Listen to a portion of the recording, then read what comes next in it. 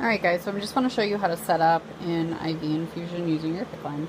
So this is a 2-liter bag of fluids. This is 5% dextrose, which is sugar, with lactated bringers as the diluent. This comes to be refrigerated and it needs to be kept in the fridge in order for it to be stable. I take it out several hours before I'm going to infuse it because it is a really big bag and it takes a long time for it to warm to room temperature. So I probably take it out like, I don't know, maybe 5 or 6 hours before I'm going to use it. Okay? And so this is my little backpack. I often infuse fluids during the day or while I'm going to be out of the house or walking around. So I just find that the backpack is much easier. Any bags that are designed to be used with an infusion pump or like that have this backpack, where you can sort of be carrying it around, do not have air in the bag. Okay?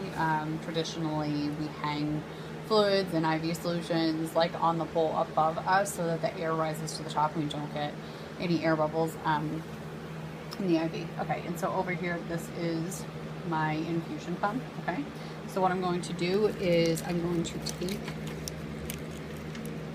this cassette and hook it into my IV pump.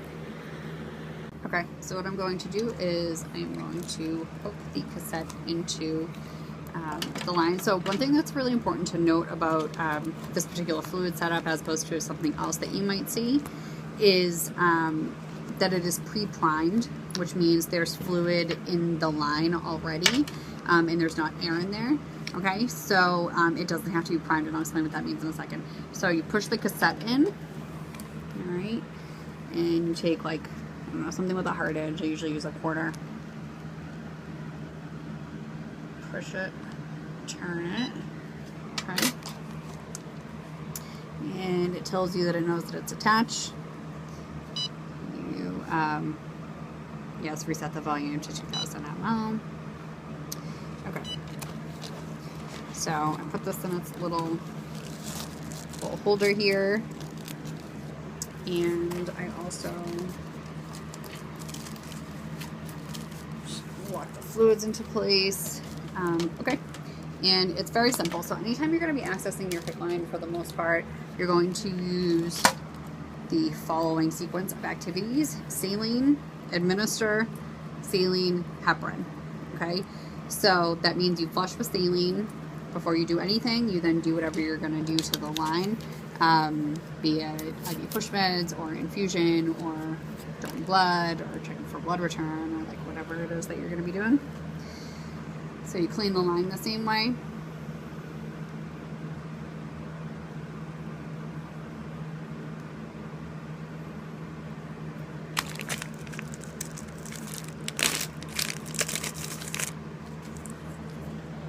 Saline flush, pop it.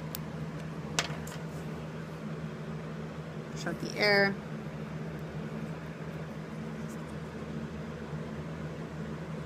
Connect it to the line. And flush.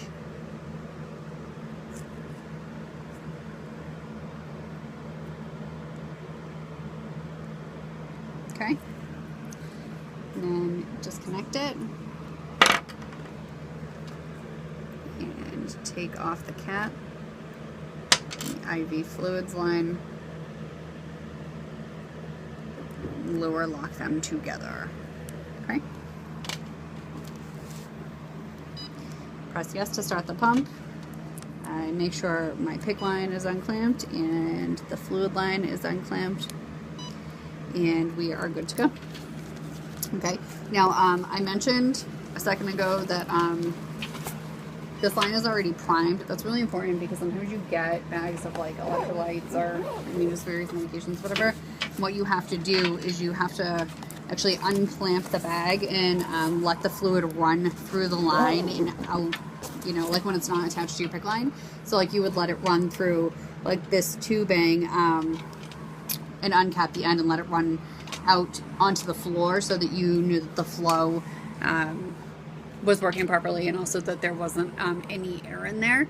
Now when I infuse this, you know, you'll see there's air bubbles in it. These air bubbles are not big enough to be a problem. I know that we're all sort of conditioned by dealing with television to think that, you know, air in IV line is like, even a little bit is like a huge problem. And the truth is that It needs to be a fairly substantial amount of air. At the very least, it needs to be 2 ml at once, and realistically, it's probably more like 5 to 10 ml. You know, so when you get like little bubbles in the line while it's running, it's not a huge deal. You know, in order for it to be big enough to be an issue in the context of this tubing, you would need it to be like almost the entire length of the tubing. Okay, so like it would be an enormous air bubble. All right, so just keep that in mind. Also, if your fluids are colder, a lot of the times that's gonna mean that there's more air bubbles in it, just as an aside.